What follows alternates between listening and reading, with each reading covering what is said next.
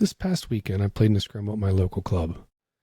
Had a great time. My team played really good. We played bad at sometimes, and we learned a lot. Playing in a scramble can be fun and challenging, but here's a few things that you can expect at a scramble and a few tips to help your team do well. I'm Matt, and this is the Bogey Depot Golf Podcast, a podcast for golf addicts. What can you expect at a scramble? A scramble can also be called a captain's choice, but basically a scramble or a captain's choice is a four-man team. Each player hits a drive. You go up, find the best drive out of those four. The other three guys pick their balls up and all hit from where that best drive was. On the next shot, you do the same thing. If somebody hits one short of the green, somebody's left, somebody's right, and somebody's on, the one short, the one left, and the one right, go pick their balls up, and they all go putt from that ball on the green, and you do that until you hole out. Mark your score down, move on to the next hole. A good scramble team is probably, depending on the course, and obviously depending on the quality of golfer, but you're looking at 13, 14, 15 under probably. That's if you don't have mulligans. A lot of courses or tournaments will sell mulligans if they're benefiting a charity or something like that. In this situation or this tournament that we had this past weekend, there were no mulligans. It was all straight up. So the day of a scramble is often odd, a lot different than any other tournament day or any other normal day at your golf course. You get a lot of people at the course early. You get a lot of people that show up right beforehand, and there's not much in between. The range has a tendency to be packed. The putting green has a tendency to be packed, especially that about 20 minutes before tee-off time, things get really, really hectic. The day that I played this scramble, I made sure I got there pretty early. I wanted to get warmed up. I prefer to putt first and then hit balls, and I like to go back and hit a couple more putts. And that's what I did. I putted. By the time I went to hit golf balls, the range was slammed. I actually hit past the roped off area that you're supposed to hit at, and I was terrible. I was absolutely horrible. I was like, this is going to be the worst day of golf that I've ever had. And I was like, this is not getting any better. I'm just going to call it quits and go hit some more putts. I did that. I went and hit some more putts. So you'll have some people like I was that'll putt, hit balls. If you have a short game area, maybe go over and do some chipping. You also have the teams or the couple guys that roll in 15 minutes beforehand, lace them up, pack the cooler with beer, and are ready for the day. There's nothing wrong with that. There's three versions of teams at a scramble. You have the people that think they can win, the people that probably are going to be in contention, and then you have the drinkers. And there's nothing wrong with the drinkers, but that's just usually how things are. Usually the way it starts out for those ones that are the drinkers are they may have a beer or so to start the round. If they don't start off well, then it just becomes all about having fun. I've been part of those teams. They're fun. You have a great time. If you're not playing with good guys, you're not going to be in it. You may be 2 under after 7 holes. You know you don't have a chance to win anything. So you start having fun. And there's nothing wrong with that. So the team I had felt we were going to be pretty good. I've played with one of the guys. I knew of another guy, and I hadn't played with our fourth guy. So I felt pretty good going into it. The day starts off pretty well. So I thought we had a chance. To me, there's 3 parts to a scramble day. Part 1 I call the Enlightenment. How good are we going to be today? In this part, you figure out what's the best strategy for the team, and are we going to be able to compete? This lasts about 6 holes. We ended up starting on a par 3, 7th. We're in the Enlightenment period. We're trying to figure out what's going on, trying to figure out how good these guys are I'm playing with. We put on a spectacle of absolute garbage off the tee on the first hole. We had 1 ball in the green. We had about a 25-footer. We make par. Not a good way to start scramble golf with a par on a par 3. It gets worse, though. Hole 8 is a par 5. It's a very reachable par 5. We only birdie there. That's a problem. I feel like when I'm playing by myself, it's a missed opportunity if I don't birdie that hole. We should have easily eagled. Hole 9 was a very interesting hole. Our second hitter hits a ball. I can't remember how far it was, about 137, I believe. He hits a ball past the pin, spins it back. The ball literally looks down into the hole and decides not to go in. He actually ends up winning closer to the pin to 2 feet 1 inch. It spun right back in front of the pin. It was amazing. I've never been around anybody that's had a hole-in-one, let alone have one for myself. And that 1.5 seconds from that ball hitting and rolling back past the hole felt like an eternity. I got goosebumps. Everybody was like, get in the hole. It was pretty crazy. And, obviously we made a tap-in birdie there. We head to 10 with the craziest drive I have ever seen. 10 is a par 5. It's got out of bounds right, trees left, and right past the normal man's driving zone. It goes pretty far downhill. If I hit one hard, I can get to that downhill, and it goes downhill, and there's a little ledge, and it goes downhill again, and it's about 25 feet from the top of the main landing area to the base. The person who was hitting fourth for us was probably about 30 to 35 years old and was smoking the golf ball. Now, didn't exactly know where it was going, but was smoking the golf ball in the first few holes. And he was a good player too. It just wasn't off the tee. He hits a drive that I calculated with my 18 birdies app, 378 yards. We had 88 yards in on a par 5. Now, mind you, it didn't carry 378. But when it hit and rolled, for a drive to go 378 for an amateur, there's probably a 6 to a 10 handicap. Unbelievable. We end up all hitting garbage wedges in, and we make birdie there again.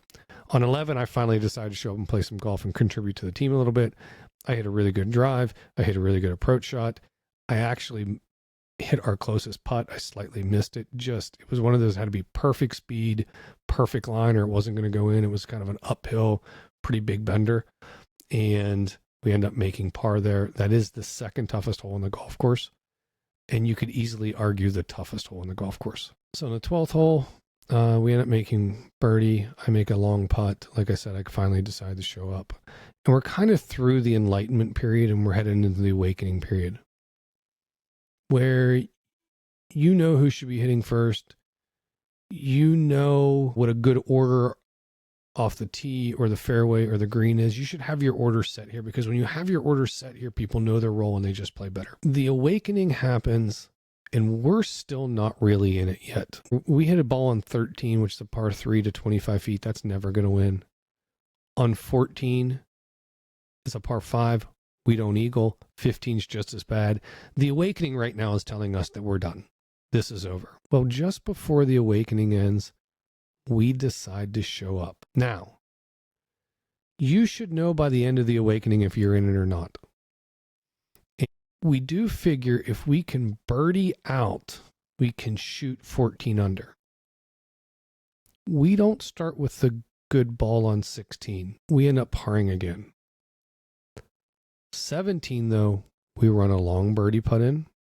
On 18, I have a great hole. I hit a great drive. You kind of have to hit a drive over the water. It's about 250 to 260 to carry. And our first guy hits one down the middle. I hit a long drive out there. And actually, two of us made it over. I was in a little bit better position. I stuff a wedge to maybe 4 feet, end up making the birdie putt. On number 1, we hit a perfect drive. It's a long par 5, usually not gettable. Hit a perfect drive. In fact, one of our guys ends up going over the green with a 3-iron, our long hitter. We end up getting up and down, making birdie. Number 2, 3 of our 4 balls are surrounding the pin on the par 3. Number 3 is a long par 5 again. We actually make it to the green with an unbelievable high draw. One of our guys hit with a hybrid.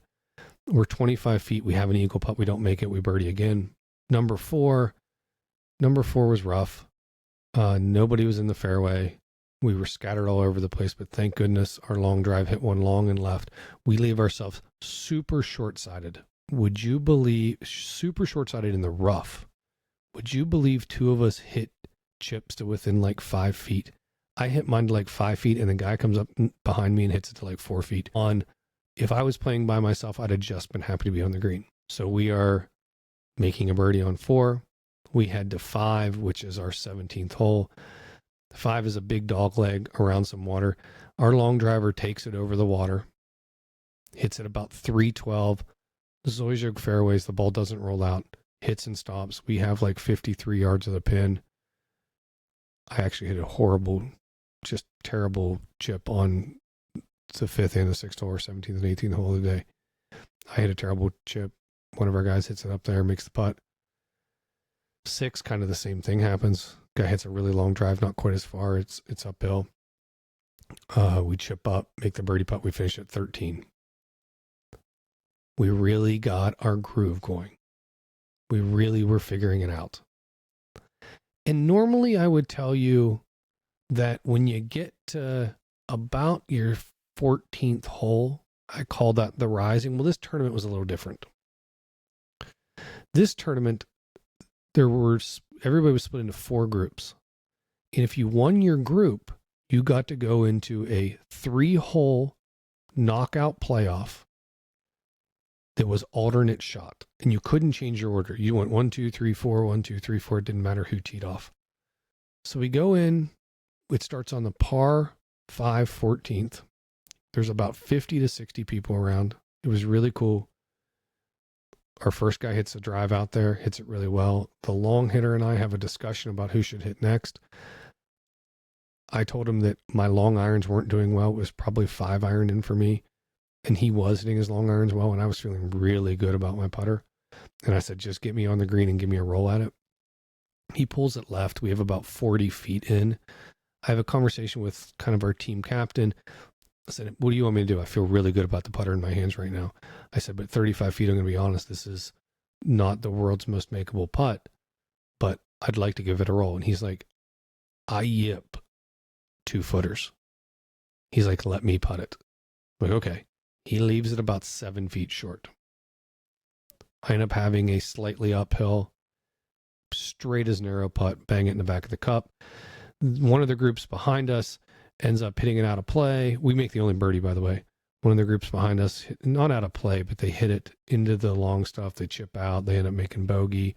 We're gone. One team eliminated, 3 left. We go to a short par 3.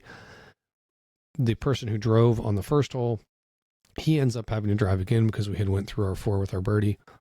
He's jacked up. He usually hits a knockdown 9-iron. Well, when you're jacked up, it's hard to hit a knockdown. He smokes it over the green. It's a downhill chip onto a very slippery downhill green. Our long driver is chipping. He leaves it short, which I cannot blame him because the last thing you want to do is smoke it over the green and be in the trap. We get up there, and there was a gentleman behind us that had a putt. He putts. We kind of see the line a little bit, and our team captain gets up, rolls like a 16 to 18 footer in. We end up making par. With one group left, they have about a 2.5 to maybe 3 footer to tie us, and we'd go into a chip off. The guy yips it. We head into the last hole. So we get to 16, and I had a conversation with the long hitter earlier in the day that I kind of have 2 driver swings. I have that go get it swing, and I have that kind of fairway finder. In the fairway finder, I tee it a little lower. It's not a lot shorter, but it's shorter, and it has more of a tendency to find the fairways. So I go up there. I'm the first guy off the tee. We were the first group off the tee the whole time. Just that's how they drew things, and we were first. So we go up there.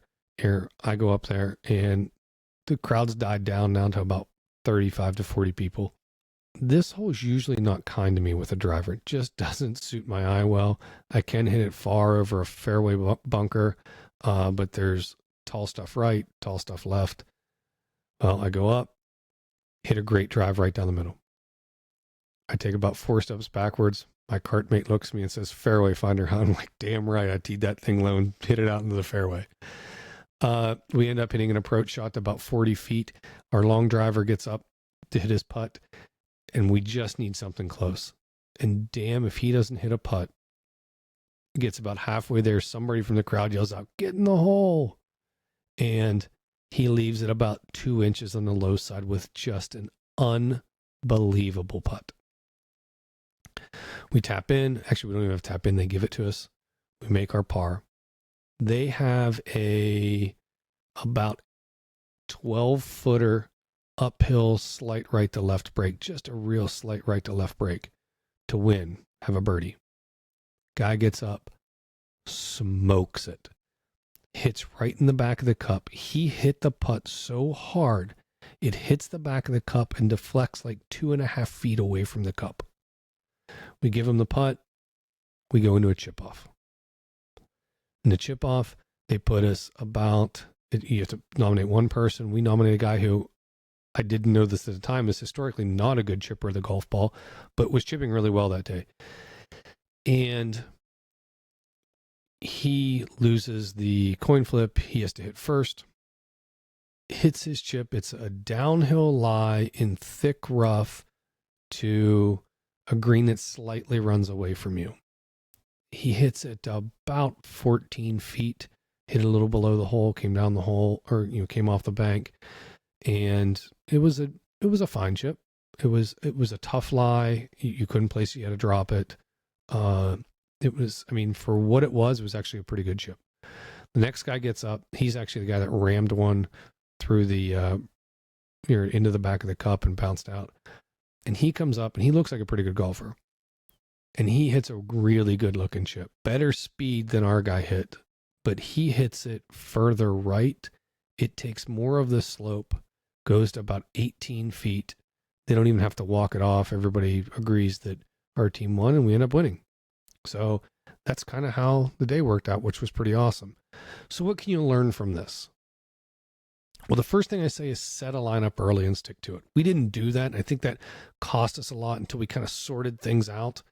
Once we sorted things out and we had our shorter guy that hit the fairway driving first, we had our long hitter driving last, things really worked out for us. And that's when we started to make our birdies. So I say set a lineup early and stick to it. Your lineup off the tee doesn't have to be the same as in the fairway or the same as on the green, but I would have a good lineup for each of those and kind of stick to it. Let people get comfortable with their jobs, because when you're comfortable with your job, perform better. Another thing to learn is don't count yourself out. Don't think you're out of it until you're really out of it. If you get to 9 and you're 2 under, 11's probably not going to do a whole lot for you. Don't start having fun putting a couple back until you really realize you're out of it, because you're out of it once you start to do that. You're going to have a good time, but you're out of it. And grind. Don't stop grinding. That's for every round of golf. But even in this scramble, we were having a good time too. We had a good time. Didn't have any drinks. We're having a good time. But grind it out. We did partake in a couple beverages after the round, but we were grinding on the golf course. You never know what the outcome's going to be. Stay cool, stay calm, keep things light, have a good time, and play good golf. I'm Matt. This is the Bogey Depot Golf Podcast. Hit 'em straight.